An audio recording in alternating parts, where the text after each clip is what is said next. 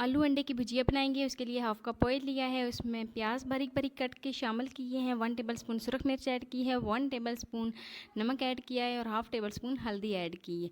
अच्छे से मिक्स करेंगे। अब हम इसमें बारीक कटे हुए टमाटर डालेंगे और 3 से 4 मिनट के लिए पका लेंगे। अब हम इसमें बारीक कटे हुए आलू शामिल करेंगे।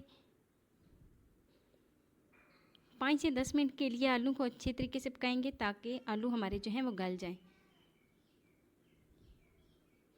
थोड़ा सा पानी शामिल करेंगे और अब हम इसमें अंडा मिक्स करके डालेंगे। ये देखें जी, हमारे आलू अंडे भुजिया की रेसिपी तैयार हो गई है।